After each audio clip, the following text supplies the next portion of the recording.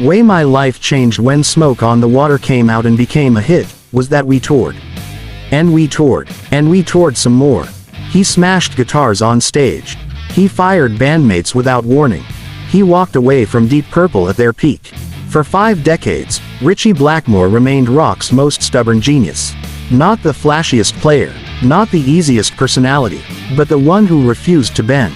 That was making some money. And we were good players, I thought.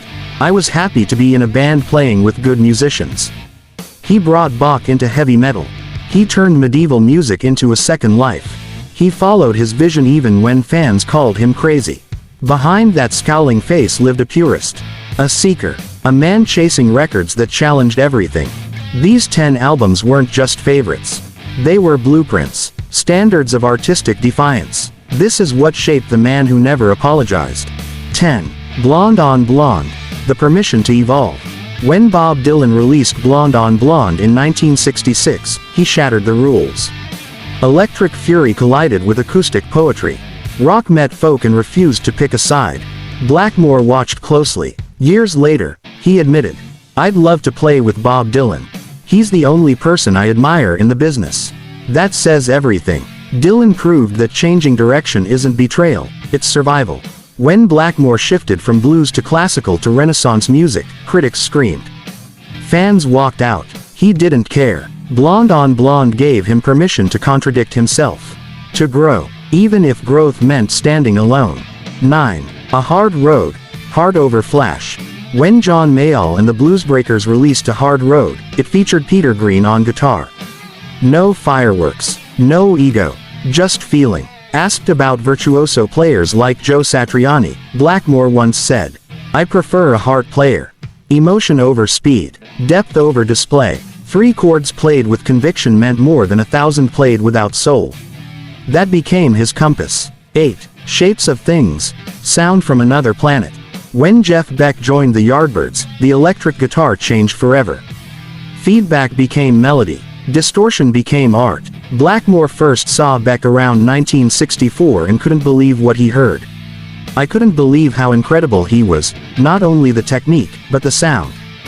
Beck remained his favorite guitarist for life. Songs like Shapes of Things showed that experimentation and commercial appeal didn't have to fight each other. Innovation could still feel human. That lesson would echo through Deep Purple and Rainbow. 7. Brandenburg Concertos. Discipline creates freedom. Johann Sebastian Bach taught Blackmore structure, mathematical beauty, Baroque precision, emotional depth hidden inside complex patterns. Blackmore admitted using Bach-style progressions behind the Highway Star, solo, cycles of fourths, arpeggiated triads, classical ideas smuggled into hard rock. Bach showed him something crucial. Rules aren't prisons, they're tools. That discipline gave Blackmore the foundation to bring classical fury into electric guitar. 6. Symphony No. 5. The Power of 4 Notes. Ludwig van Beethoven opened his 5th symphony with 4 notes that shook history.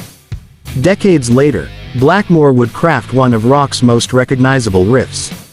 He joked, "I owe him a lot of money." Simplicity can be devastating. No decoration, no apology, just force. Rainbow would later reinterpret Beethoven on Difficult to Cure, proving classical drama could hit as hard as any amplifier. Beethoven taught him tension, release, explosion. You can hear it in every crescendo he ever wrote. 5. The Prodigal Stranger. Independence over expectation. Most fans expected Blackmore to pick an early classic from Procol Harum. Instead, he chose their 1991 comeback record. That says everything. He even preferred Hamburg over the legendary A Whiter Shade of Pale. Procol Harum blended classical organ with rock intensity. Theatrical but sincere, intellectual yet emotional. Blackmore recognized kindred spirits, artists who refused to chase trends. He respected that stubborn independence, because it mirrored his own. 4. Truth. Innovation with soul. When Jeff Beck released Truth in 1968, it changed hard rock. With Rod Stewart on vocals and Ron Wood on bass, the album was raw and sophisticated at the same time. Beck never sacrificed feeling for innovation. Blackmore once said, "I like Jeff. He's my favorite guitarist." Because Beck chose the perfect note, not the most notes. Truth proved guitar heroes could lead bands without turning music into gymnastics. 3. Elvis Presley, the spark. Before Bach, before blues, before classical lessons, there was Elvis, alongside Buddy Holly, Duane Eddy, and the Shadows. At 11 years old, Blackmore listened to Radio Luxembourg on a small transistor radio. That crackling signal carried rebellion into British suburbia. Rock and roll showed him guitar could be a weapon. That music could change your life. Everything else came later. 2. Rising. No More Compromise. Released in 1976, Rising was Blackmore's true vision. With Ronnie James Dio on vocals and Cozy Powell behind the kit, the album blended medieval imagery with hard rock thunder. Stargazer even featured the Munich Philharmonic Orchestra. 5 competing egos were gone. No more arguments. No more dilution. This was everything he wanted Deep Purple to be. Critics called it pretentious. Fans called it genius. For Blackmore, it was freedom. 1. The Four Seasons. Music as story. If Bach gave him structure, Antonio Vivaldi gave him narrative. The Four Seasons painted pictures without words. Spring bloomed. Summer burned. Winter froze. Vivaldi showed him music could be cinema for the ears.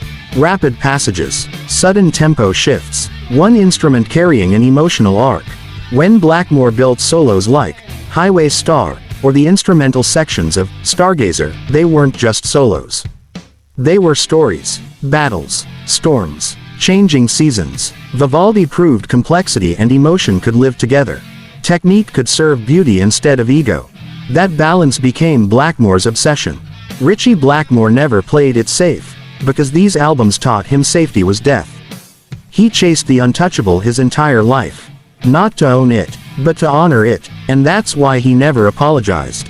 If you love stories about artists who refuse to bend, who walk away at the peak, who follow vision over approval, subscribe to JosBACK Stage Tales. Until next time, keep searching, keep evolving, and stay backstage where the real stories live.